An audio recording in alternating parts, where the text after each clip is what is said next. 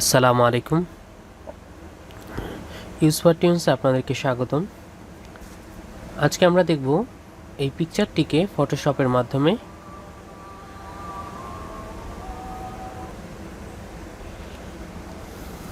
ফার্স্টে পিকচারটাকে আমরা ফটোশপে নিয়ে আসলাম। এরপরে আমরা পিকচারটাকে ক্রপ করব। আমাদের যে অংশটুকু প্রয়োজন সেই অংশটুকু আগে ক্রপ করে নিব।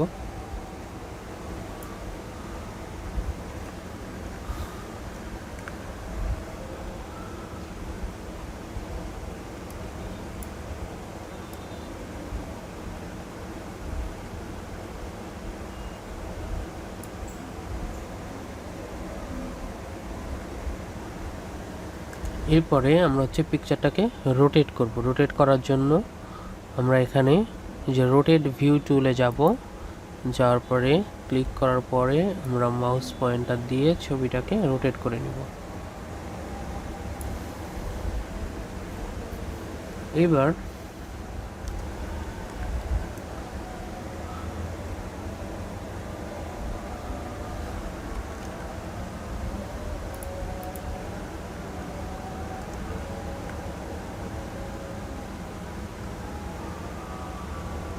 আমরা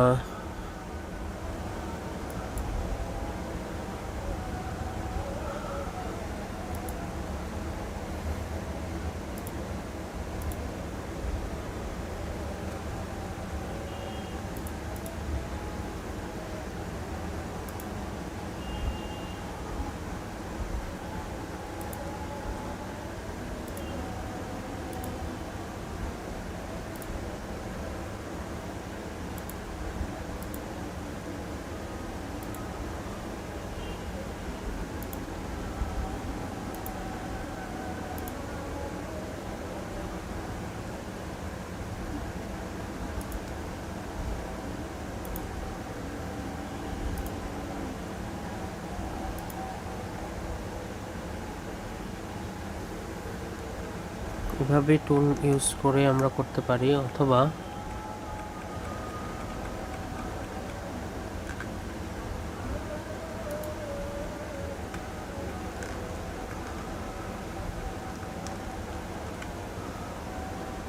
আমরা পিকচারটাকে সেভ করি ফার্স্টে জেপিজি মোডে।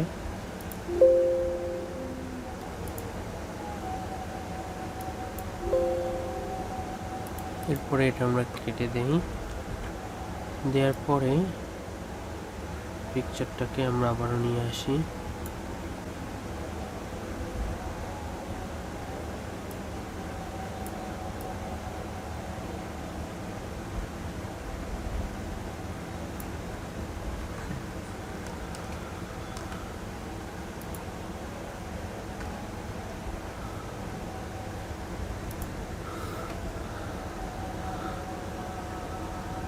আমরা ফিল্টারে যাই।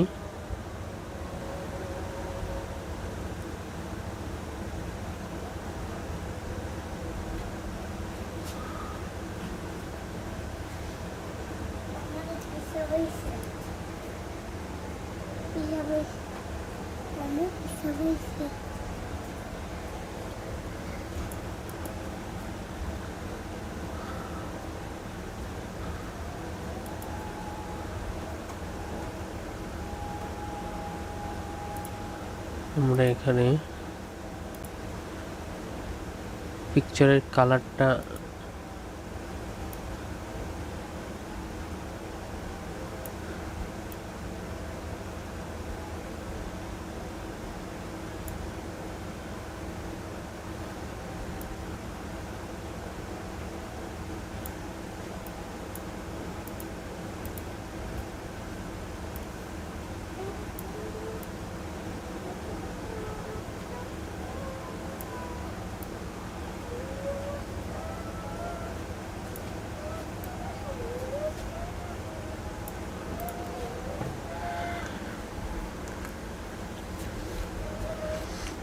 আমরা এভাবে পিকচারটাকে এডিট করে নিতে পারি।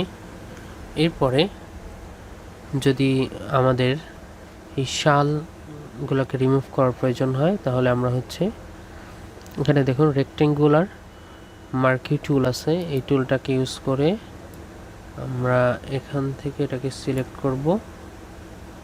করার পরে এখানে যাব, আমরা এই কালারটাকে সিলেক্ট করব, এই যে করার পরে আমরা ওকে দিব। তাহলে দেখুন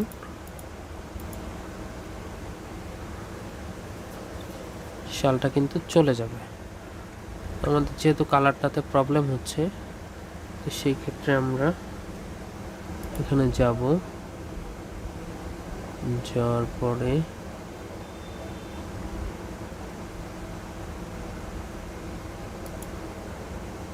ব্যাকগ্রাউন্ড কালার,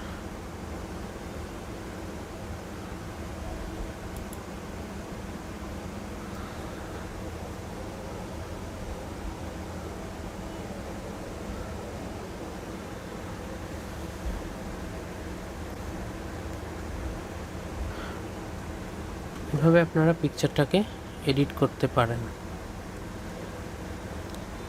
এই যে দেখুন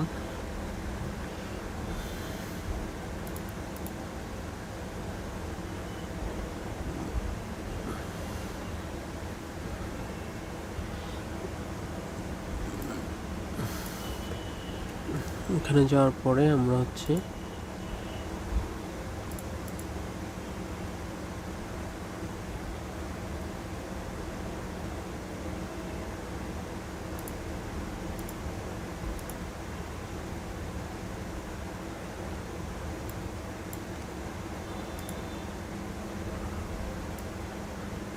আমরা এগুলাকে রিমুভ করে দেব।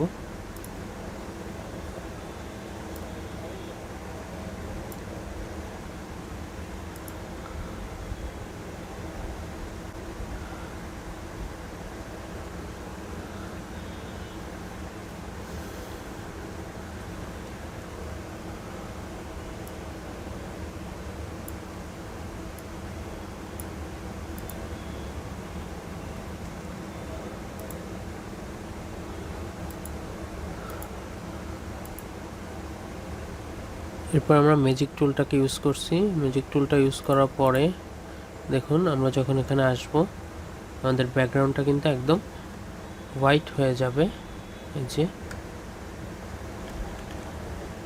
এবং এটা আমরা যদি প্রিন্ট দেই তাহলে একদম ক্লিয়ার আসবে। আমরা এখানে বাকি যে এখানে বোর্ডগুলো দেওয়া আছে, আমরা এগুলোকে রিমুভ করে দেই।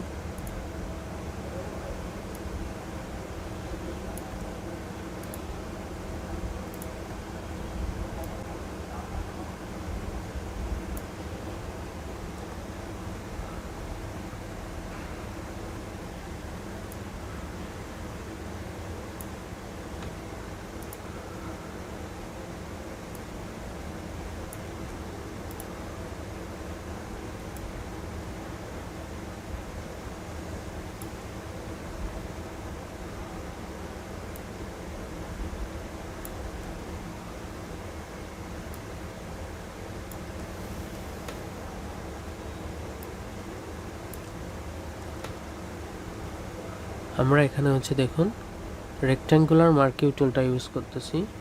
ফার্স্টে আমরা সিলেক্ট করব, করার পরে ডিলেটে ক্লিক করব। ডিলেটে ক্লিক করার পরে আমরা এখান থেকে ওকে দিব, তাহলে এটাই হচ্ছে ডিলেট হয়ে যাবে। যে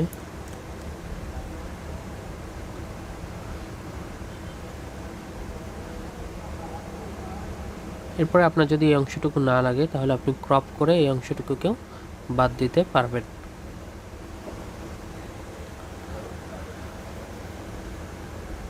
এরপরে আমরা হচ্ছে পিকচারটাকে জেপিজি মোডে সেভ করব।